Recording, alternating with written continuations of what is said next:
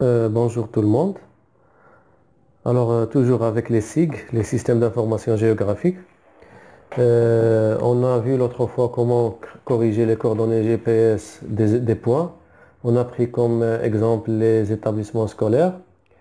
Et cette fois-ci, selon la demande de certains amis, on va essayer de créer notre propre carte personnalisée avec Google Maps de A à Z et aussi de la manipuler avec le téléphone portable. Alors, ce que nous devions avoir, c'est un compte Gmail, la création d'un compte Gmail. Et par la suite, il faut créer une base de données qui contient les éléments avec lesquels on va alimenter notre carte et bien sûr, finalement, la connexion à Internet. Alors, ce que je vous propose, c'est de diviser ce contenu en deux parties. La première, je vais la consacrer pour le mode de modification. Et la deuxième pour le mode plan et la manipulation sur téléphone portable. Pour ce qui concerne ce mode, modification bien sûr, on peut exécuter plusieurs tâches sur la carte. On peut également ajouter un calque, partager la carte, visualiser le mode plan, modifier le style de la carte de base, modifier l'apparence des éléments géographiques de la carte et ajouter un repère ou bien tracer un polygone ou bien ajouter même un itinéraire. Alors si vous pouvez par exemple ouvrir une carte mais pas la modifier, cela signifie tout simplement que vous êtes dans le mode plan ou bien la vue plan. Alors dans ce mode, vous disposez cependant d'autres fonctionnalités telles que effectuer une recherche sur le contenu de la carte, afficher ou masquer les calques, consulter la carte en mode satellite et aussi partager ou exporter ou même imprimer la carte. Alors dans cette deuxième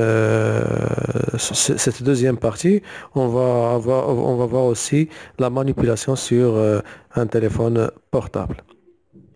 On y va. On commence par le mode modification. Après la création du compte Gmail, on doit préparer notre base de données. Là, j'ai utilisé Microsoft Excel avec une petite modification pour, euh, euh, assurer certaines informations privées. Tels que le nom du directeur, son téléphone, le nom des établissements, le code d'établissement.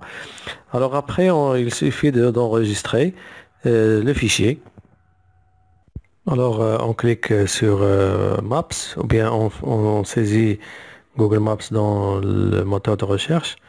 Alors, tout simplement, on clique dessus pour accéder à la carte. Voilà l'affichage par défaut. Prenons menu, vos adresses et je choisis ici les cartes. Aucune carte pour l'instant. Créons-en une. Voilà, l'affichage par défaut, c'est l'affichage en mode de modification. On peut changer d'abord la carte de base. Pour la modifier, il suffit de cliquer sur une photo parmi ces 9 propositions. Je prends la carte l'affichage en satellite. Voilà. Je peux changer également le titre de ma carte.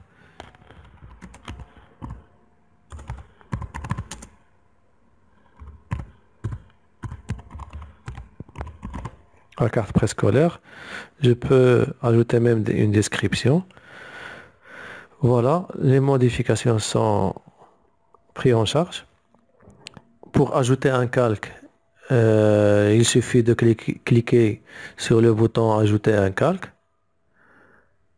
Voilà, tu peux ajouter ce que vous voulez, le nombre de calques que vous voulez, mais à ne pas dépasser 10 calques en total. Comme j'ai dit l'autre fois, c'est l'inconvénient de cette application. Pour l'importation, Je vais utiliser au début le tableur Microsoft Excel. Voilà. Je prends Microsoft Excel. La prochaine fois, on va voir Google Drive. Alors, importer. Je cherche mon fichier. Voilà. Alors, comme vous voyez, l'application reconnaît automatiquement les coordonnées géographiques trouvées dans notre base de données. C'est-à-dire que la géolocalisation va se faire en se basant sur les coordonnées géographiques. Contrairement à l'exemple qu'on va voir par la suite, on va faire une autre technique de géolocalisation qui se base sur le nom et l'adresse des repères en général. Alors, continuer. Ça est terminé. Le chargement en cours, voilà.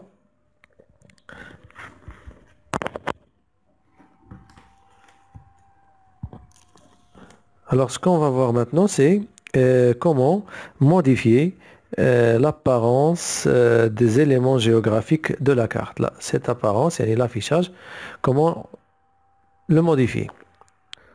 Alors là, j'ai 145 établissements. Alors, pour que ce soit adéquat avec le titre, carte préscolaire, je vais changer l'apparence de ces éléments.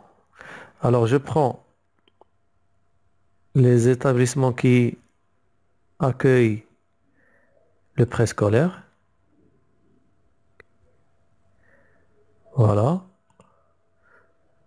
Le nombre des élèves en primaire pour le libellé. Voilà, alors chaque point est représenté par une couleur. La couleur jaune représente les établissements qui accueillent le préscolaire. Le vert n'accueille pas le préscolaire et le bleu, c'est les établissements fermés. Alors comme ça, j'ai modifié l'apparence. Je peux même changer l'icône, les icônes. Je prends par exemple la Tahta al-Awali et je prends une des icônes par thème. Je prends l'urgence. Je prends cette icône.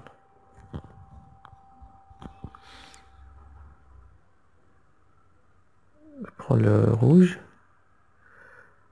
Voilà. Là, je prends une couleur verte. Voilà, comme ça, l'apparition est un peu lisible. Je peux faire la différence. Voilà. Voilà les établissements. Je prends au hasard, par exemple, je prends celle-là. Alors, je prends l'établissement 30. Voilà les informations concernant cet établissement. Alors, le nombre des élèves au primaire, c'est 115. 4 salles, donc c'est logique, on ne peut pas préserver une salle pour le préscolaire pour manque de salles. Alors là aussi, est-ce qu'il y a une possibilité de faire une extension? Oui, donc on peut par exemple planifier cet établissement pour le prochain programme physique. Très bien. Alors passons à les autres outils proposés par cette application. On passe à la création d'un repère. Alors comment pour ajouter un repère, il suffit de choisir ce point et cliquer dans l'endroit voulu. Automatiquement, l'application vous propose des champs vides pour les remplir et le nom de chaque case correspondant. Alors, il suffit de saisir manuellement et enregistrer. Voilà. On peut même faire un autre truc, c'est d'ajouter, prenons par exemple celle-là, l'établissement 52. Supposons qu'on a organisé une visite pour la visualisation d'avancement des travaux. Alors je peux ajouter la photo ou bien des photos concernant cette sortie. Alors je prends par exemple, on clique tout simplement, importer,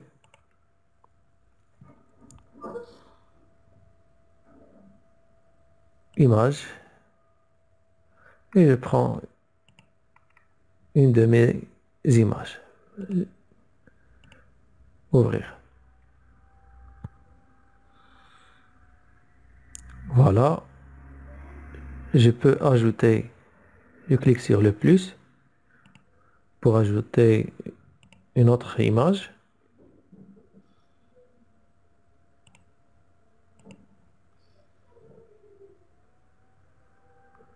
Voilà. Et on aura la possibilité de visualiser l'état d'avancement des travaux. C'est très important aussi. On peut créer ou bien tracer des polygones. Supposons par exemple que je veux faire un calque en ce qui concerne les secteurs scolaires. Je peux ajouter également des formes. Alors, comme ça.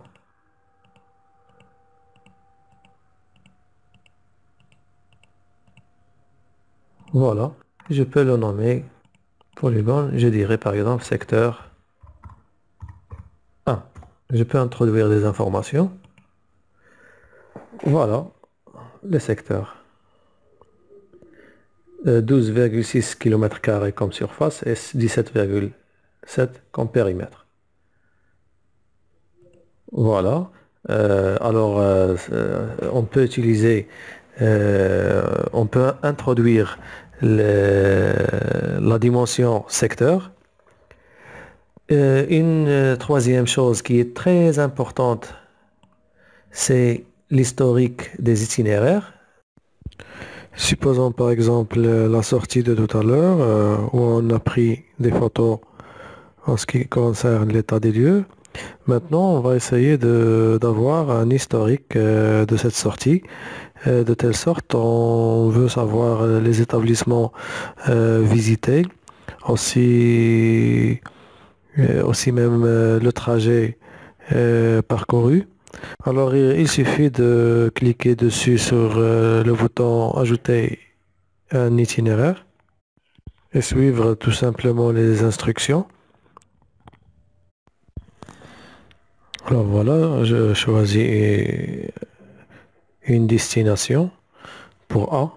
Alors on a commencé par, je dirais, cet établissement. 2. Après, on a visité celle-là. Voilà.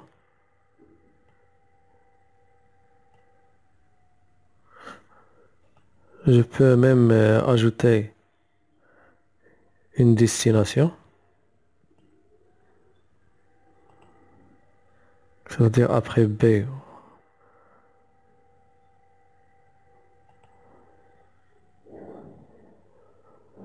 On a vu la troisième. On a visité le troisième établissement. Et finalement,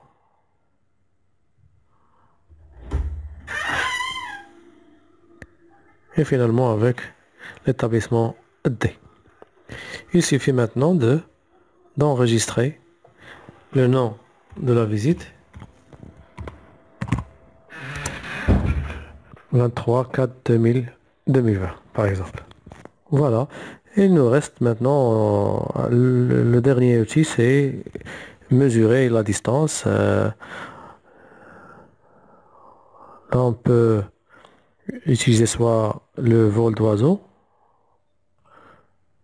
ou bien on suit tout simplement le chemin.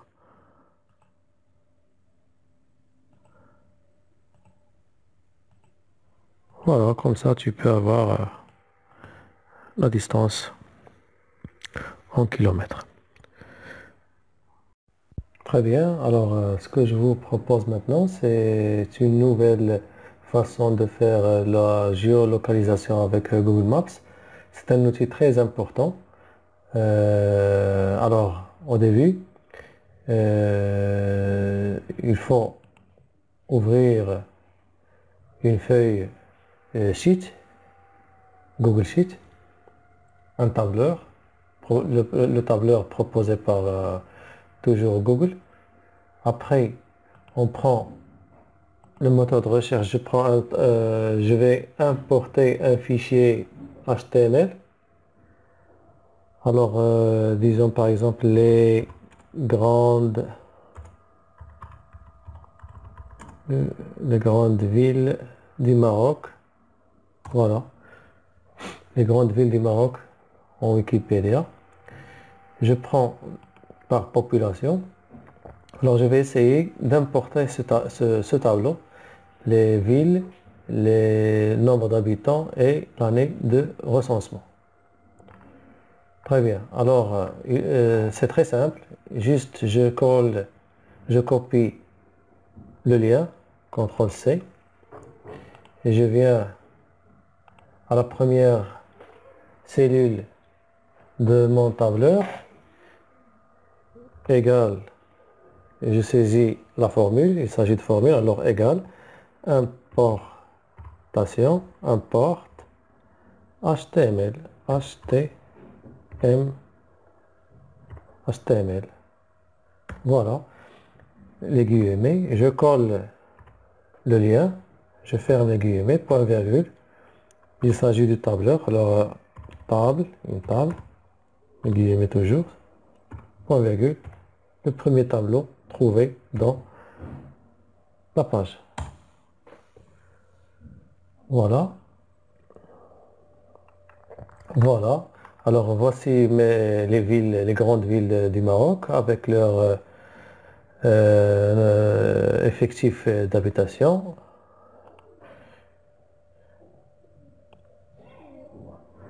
Il faut faire copier et coller en valeur.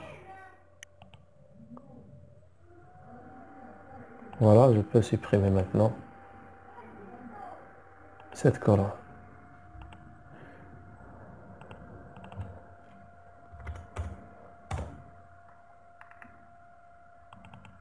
Je peux par la suite ajouter des informations concernant ces villes.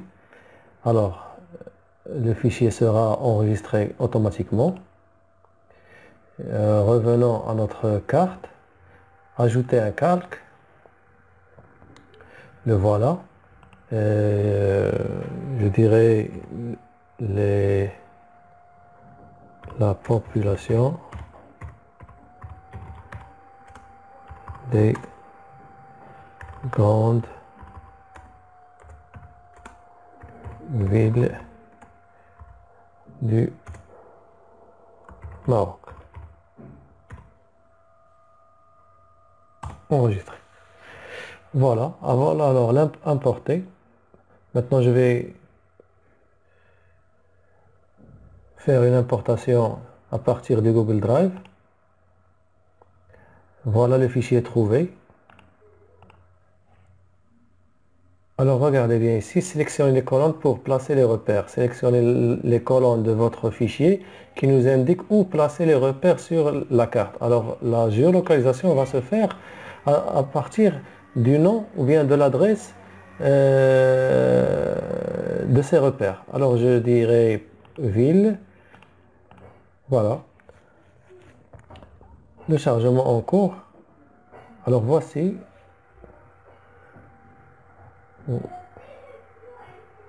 Voilà la géolocalisation.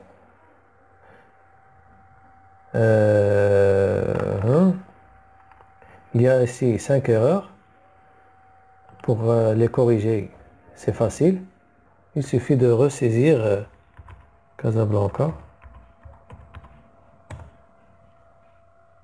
Salé,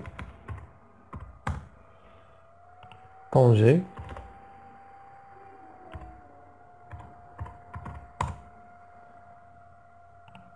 صافي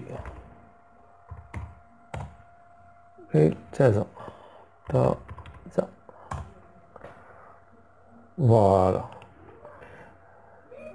Voilà. Beni Millel, le nombre d'habitants, Marrakech.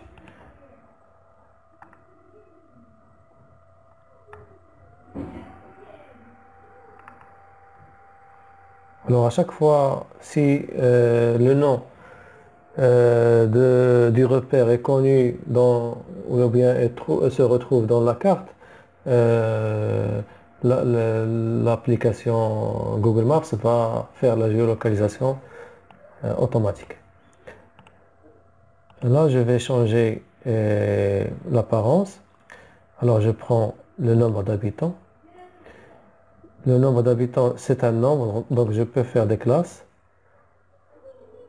Les classes que je veux, 3 classes, 2 classes, alors je prends 4 par défaut. Voilà. Et le nom de la ville. Faire. Alors là, j'ai 4 classes entre 131 000 et 196, 200 000 habitants et 380 000 habitants, et la dernière classe entre 928 000 habitants et 3 360 000 habitants. Voilà la deuxième méthode. Alors, comme ça, on a fini la première partie et je vous donne un rendez-vous à la deuxième partie, Inch'Allah. Et à bientôt.